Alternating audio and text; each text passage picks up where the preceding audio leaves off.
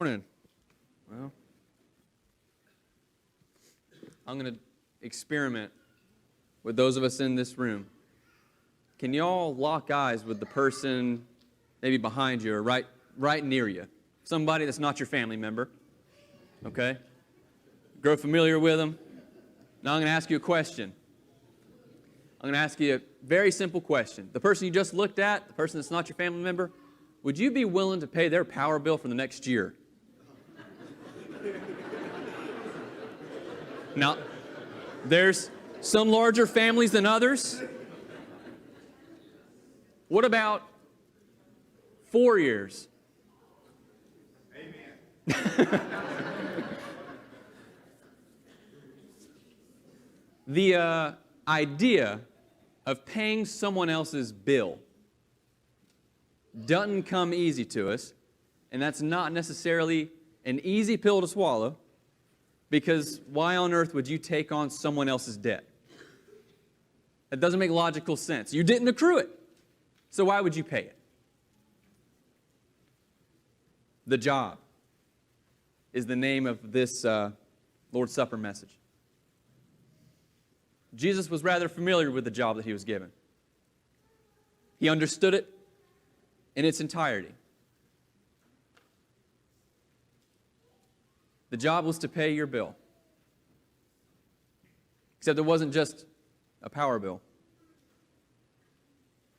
If you would, please open to the book of Isaiah, the beautiful chapter 53.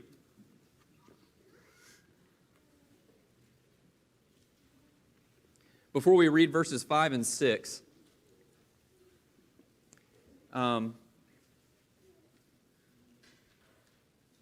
as a kid, I played some video games, and I read comic books.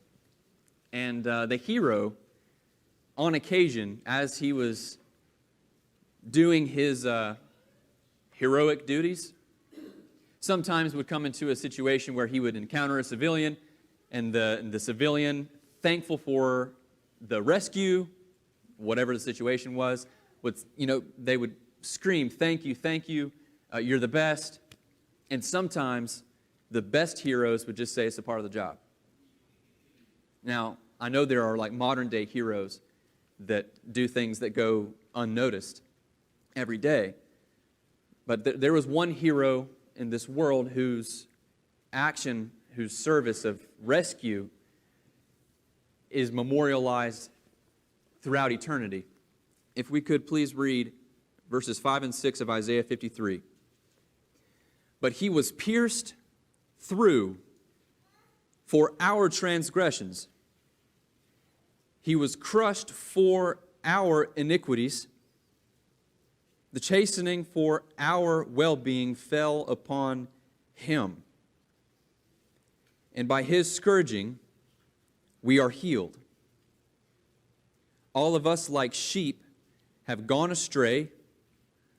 Each of us has turned to his own way, but the Lord has caused the iniquity of us all to fall on him. That was the job. Do we know whether this prophecy came before or after Jesus? Given the word prophecy came before? Jesus knew the job before the day, hundreds of years before the day that the job would need to be completed. Did he do it because he was forced to? He did it because that was his job. If now we could turn to 1 Corinthians chapter 11.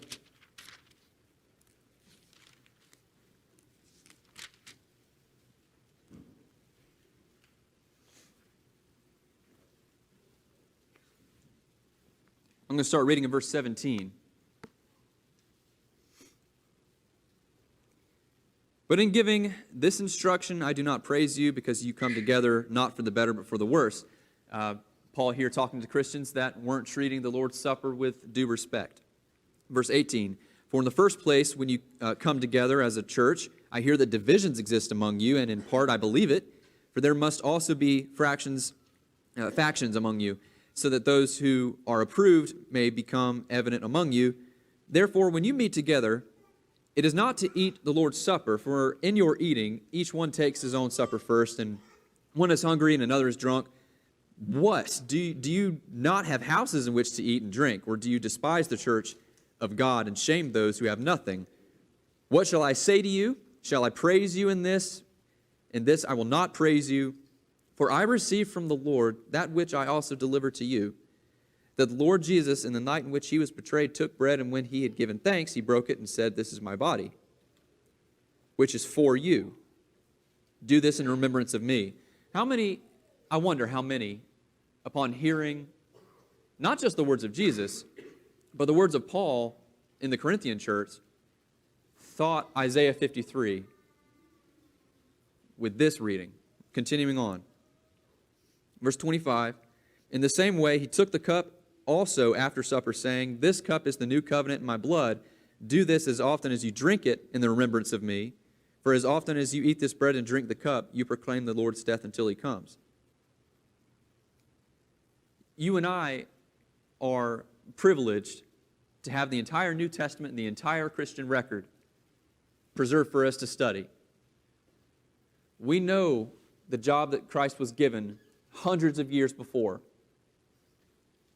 And not very long after Jesus' fulfillment of that job, we see people not respecting the memory of our hero. Introducing verse 27, therefore whoever eats the bread or drinks the cup of the Lord in an unworthy manner shall be guilty of the body and the blood of the Lord. But a man must examine himself, and in so doing he is to eat of the bread and drink of the cup. For he who eats and drinks judgment to himself, if he does not judge the body rightly. Jesus knew his job. It was to give his all, his entire self, body and blood. Our job right now is to remember that as sincerely as we can and be as thankful as we can that he was willing to be our hero, our rescuer. After just reading this, we know what the bread and the wine, the bread and the grape juice symbolize now. Let's do our jobs right. Thank you.